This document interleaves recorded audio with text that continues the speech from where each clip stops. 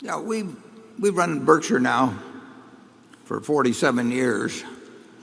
There have been several times, 4 or 5 times when we've thought it was significantly undervalued.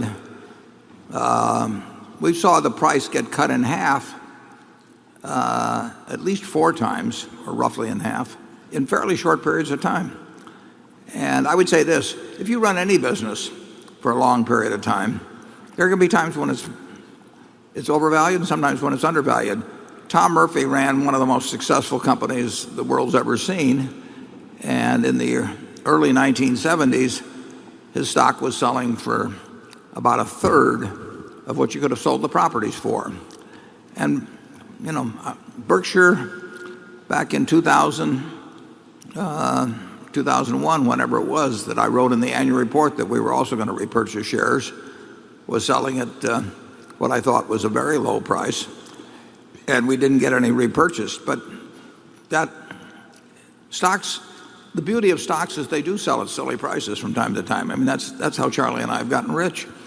Ben Graham writes about it in Chapter 8 of The Intelligent Investor. Chapters 8 and Chapters 20 are really all you need to do to get rich in this world. And Chapter 8 says that in the market you're going to have a partner named Mr. Market, and the beauty of him as your partner is that he's kind of a psychotic drunk, and he will do very weird things over time, and your job is to remember that he's there to serve you and not to advise you.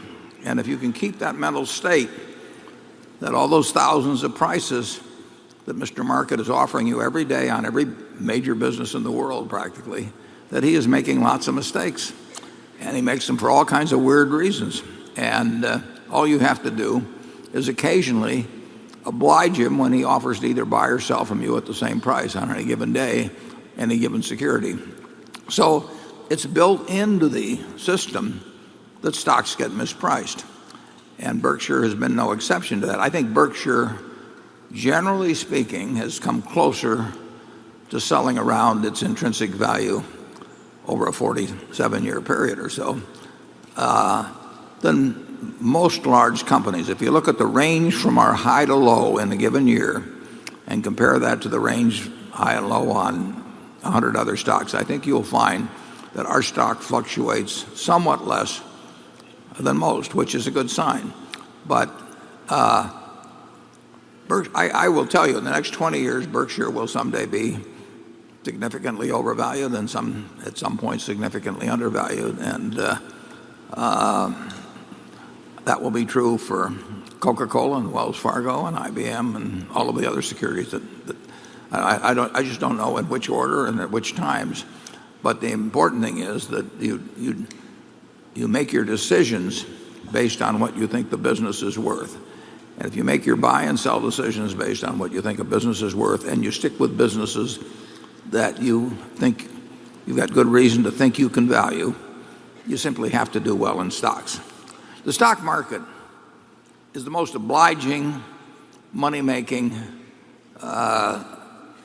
place in the world because you don't have to do anything.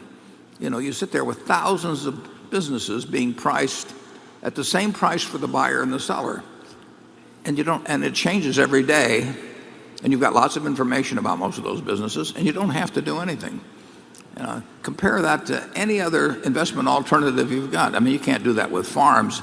If you own a farm and the guy has the farm next to you and you kind of like to buy him out or something, he's not going to name a price every day at which he'll buy your farm or sell you his farm. But you can do that with, you can do it with Berkshire Hathaway or IBM.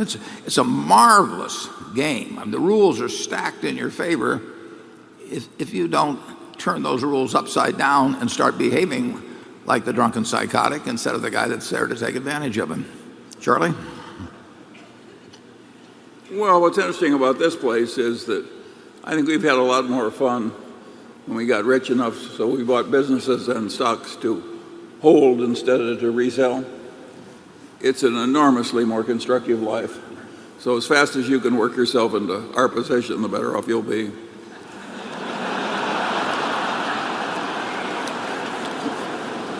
And you should be very encouraged by the fact that he's only 88 and I'm only 81. Just think, it may take you a little while.